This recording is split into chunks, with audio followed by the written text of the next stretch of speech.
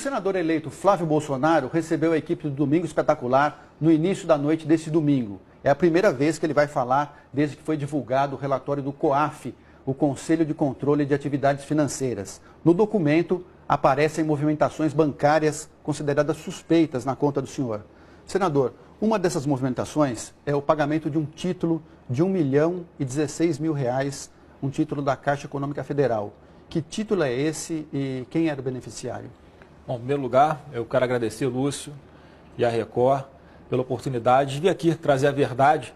Infelizmente, eu gostaria muito de estar fazendo isso, trazer os esclarecimentos ao Ministério Público, às autoridades competentes, mas não foi nem me dada a oportunidade de fazer isso. Tem aqui um documento, que é um documento da Caixa, e eu já vou pedir reserva, porque eu quero apresentar isso aqui primeiro para as autoridades, antes de apresentar à imprensa. O foro adequado para discutir isso não é a imprensa, com todo respeito, é o Ministério Público, seja federal ou estadual, dependendo do que o Supremo determinar. Eu vou entrar nesse assunto, mas está aqui.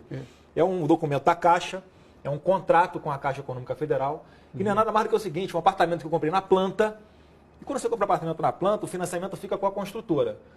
Quando sai o habite-se, é quando a Caixa pode fazer o financiamento, o que você faz? Você busca a Caixa, que tem um juros menor. A Caixa vai, paga a sua dívida com a construtora, e eu deixo de ser devedor da construtora e passo a ser devedor da Caixa. Então quem pagou, quem fez essa operação, foi a Caixa Econômica. Não foi dinheiro meu. Então está explicado isso aqui, não tem nada a ver. A Caixa Econômica Federal... Esse 1 milhão era a quitação do apartamento, então? A Caixa quita o restante do financiamento que eu tinha com a construtora e eu passo a dever agora, não mais a construtora, passo a dever a Caixa Econômica Federal. Só isso. Então o título era um pagamento para a construtora?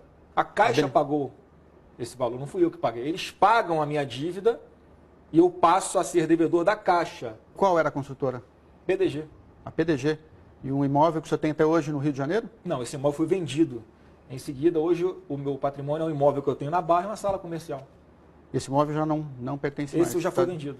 E estava declarado? Tá tudo claro que estava declarado. Claro, tudo na minha vida é declarado. Os meus imóveis, as minhas movimentações, tudo. Não tenho nada para esconder de ninguém. Senador, o pagamento desse título foi em 2017? Foi 2017. 2017. Qual era o valor do apartamento? Olha, esse título aqui, o que eu estava devendo, era um pouco mais de R$1 milhão. E aí a dívida passa da construtora, que estava ali, foi onde eu comprei o apartamento na planta, e eu passo para a Caixa, nada além disso. Simples de explicar. Agora Caixa quitou o apartamento e o senhor passou a dever o valor do apartamento para a Caixa, era normal. Essa é a burocracia do financiamento, né? Então, assim, não tem nada demais nessa questão aí, por exemplo. Esse apartamento depois foi vendido já depois que o senhor terminou o financiamento com a Caixa? Não, foi vendido. Foi encerrado. Foi vendido em seguida esse apartamento. Então, se procurar lá na conta, acabou que houve um atraso na entrega do imóvel e eu precisei vender. Então, todo mês tem o pagamento para a Caixa, depois disso... Débito na conta. Senador, outra questão que levantou suspeita no relatório do COAF. Entre junho e julho de 2017, no prazo de um mês, o senhor recebeu 48 depósitos em torno de R$2.000. Foram em 3 meses, né, R$96 mil, em que eles tentam, de uma forma muito baixa, querer insinuar que a origem desse dinheiro tem alguma coisa a ver com um ex-assessor meu ou com terceiros. Não tem. Eu explico mais uma vez. Eu sou empresário. O que eu ganho na minha empresa é muito mais do que eu ganho como deputado. Eu não vivo só do salário de deputado. E além disso, está aqui a origem. Mais uma coisa que eu vou mostrar, mas que eu peço reserva, porque eu vou apresentar no momento oportuno para as autoridades, que é a escritura do apartamento que eu vendi.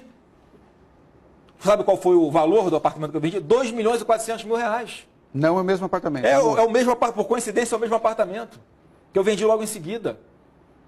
Então, não tenho nada para esconder de ninguém. Esse apartamento aqui foi pago direitinho, bonitinho. Então, e só para complementar, vou chegar lá. Então, estou mostrando para vocês qual é a origem. Tem origem, não é origem ilícita, não tem origem em terceiros. Agora, por que aparece dessa forma? Porque esse dinheiro, que é um dinheiro meu, era depositado na minha própria conta. E como tem que ser de R$2 em R$2.000, porque o limite para você fazer o depósito no caixa eletrônico, naquele papelzinho, são R$2.000, foi feito dessa forma. Não tem mistério nenhum. Está tudo declarado, justificado no papel. Está declarado ao fisco, está declarado, né, na escritura. Se fosse algo de ilícito, você acha que eu vou botar na minha conta? Não tem dinheiro ilícito na minha mão. Mas o senhor depositava em dinheiro na própria conta? Eu recebi uma parte, como eu sou empresário, eu pego o dinheiro às vezes da empresa em cash. Uma parte foi desse apartamento foi pago também em cash. Está aqui escrito na escritura. Senador, para não ficar nenhuma dúvida, esse imóvel, então, esse referido imóvel, qual o endereço dele no Rio de Janeiro? Na Zona Sul do Rio de Janeiro, está aqui escrito na escritura. Tá? E mais uma vez, eu quero apresentar isso aqui. Falar rua, eu não quero falar detalhes. Tá. Aqui não é o foro competente para tratar disso. Eu quero tranquilizar todo mundo que está aqui, as provas estão aqui. Eu só queria ter a oportunidade de mostrar isso aqui para a autoridade competente, não tive. E o que levantou suspeita, esses depósitos eram feitos no caixa, né, no banco, na agência bancária, dentro da Assembleia Legislativa do Rio de Janeiro. Trabalho. É no seu trabalho. É o meu gabinete. É a agência bancária que todo mundo da Assembleia vai ali para fazer as suas operações de depósito de conta, pagar, não sei o quê. Saque no caixa. É embaixo do plenário essa agência, não tem mistério. O ex-assessor do senhor, Fabrício Queiroz, trabalhou com o senhor na Assembleia Legislativa do Rio de Janeiro, ele movimentou na conta dele, num período de 3 anos, 7 milhões de reais. Ele mora numa casa simples, ele recebia um salário, né, segundo se divulga aí, de 23 mil reais. O senhor acha que é compatível essa movimentação com a vida que ele levava e com o salário que ele recebia? Olha, o que o meu ex-assessor faz ou deixa de fazer é responsabilidade dele. Eu não tenho como saber o que aconteceu, porque a imprensa às vezes coloca de um jeito, né? Você pega, antes era um ano, o vazamento que foi do estilo dele foi de 1 ano. Aí ele movimentou 1.200.000 reais. Aí você vai ver, não foi 1.200.000 reais. Foram 600 mil reais que entraram e 600 mil reais que saíram. E quando ele me diz, ô Lúcio, lá no começo, que eu fui questioná-lo, que dinheiro é esse? E eu até falei, ele me deu uma explicação plausível. O que ele me falou? Ele falou que grande parte desse dinheiro era dinheiro dele, né, que ele como policial recebia, na Assembleia recebia, e a família depositava na conta dele. Só isso aí já dá 80% da movimentação desses 600 mil reais. E os outros, você falou assim, chefe, isso aqui eu explico facilmente, não tem nada de ilegal, pode ficar tranquilo. Eu fui para a imprensa e falei, ele me deu uma explicação plausível, mas quem tem que ser convencido não sou eu, é o Ministério Público. Senador, causou estranheza que o senhor entrou com um pedido de suspensão do processo no Supremo Tribunal Federal, né, alegando o fórum privilegiado, que o senhor tinha tido o sigilo quebrado. Não foi isso. Por que o senhor fez esse pedido? Bom, te agradeço pela pergunta, Lúcio, porque é importantíssimo esclarecer de uma vez por todas para todo o Brasil. Não pedi foro privilegiado no STF.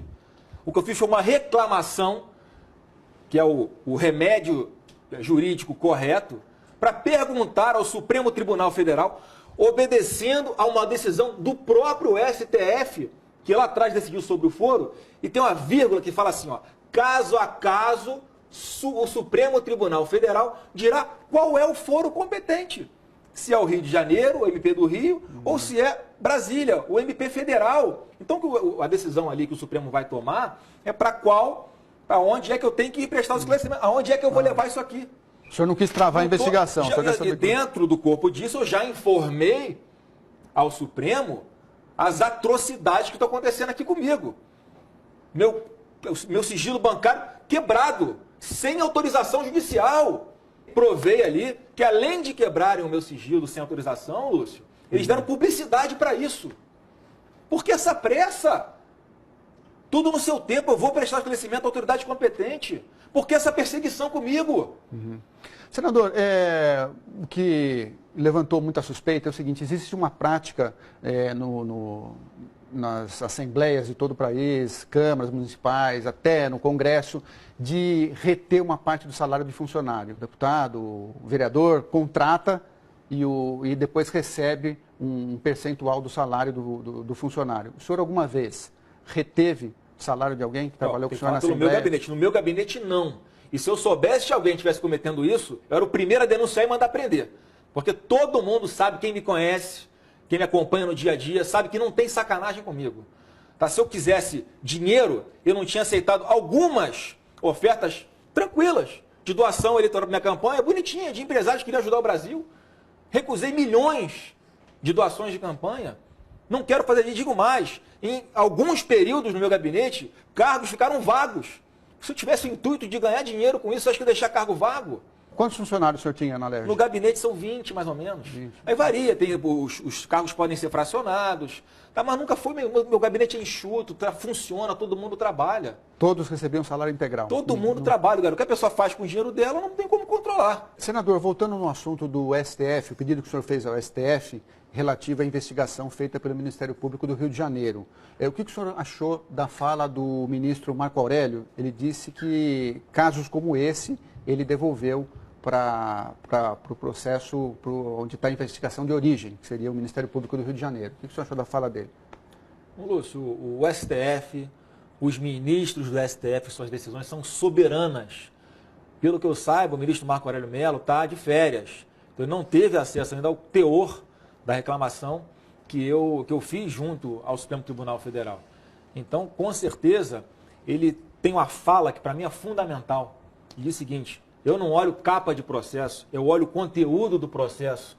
Então, fico muito feliz que o ministro Marco Aurélio tenha falado isso, porque é só isso que eu quero. E ele vai ter a oportunidade de ver que dentro do processo, como eu estou sendo arbitrária e ilegalmente lesado, porque tive o sigilo bancário quebrado, porque foi dado publicidade para isso em rede nacional, muito antes de eu ser ouvido.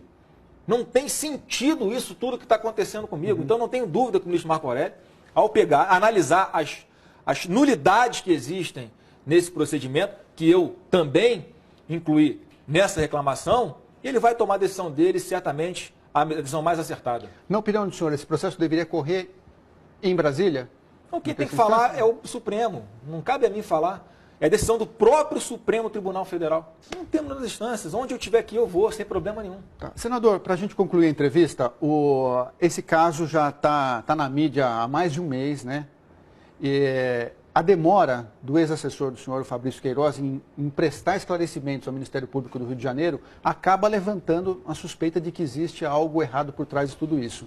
Por que ele está demorando tanto? O senhor não gostaria que ele fosse mais célere em resolver, esclarecer essa questão? Eu certamente gostaria que ele já tivesse feito isso. Agora, vamos contextualizar, Lúcio. Essa investigação já está correndo desde o início do ano passado. E muito antes do meu ex-assessor ser intimado para comparecer ao Ministério Público, já foi vazado todo o seu sigilo bancário também, que foi quebrado sem autorização judicial. Não tenho procuração para fazer defesa dele. Agora, em menos de 15 dias após isso tudo vir à tona, ele foi intimado 4 vezes. No momento em que a mídia está colocando também, eu fico sabendo por vocês, ele foi vítima de um câncer, retirou um câncer no intestino.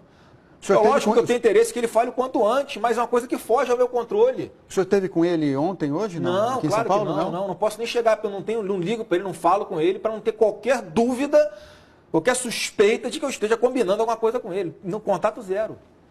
Ok. Agradeço a entrevista. Tá bom, agradeço. Muito obrigado.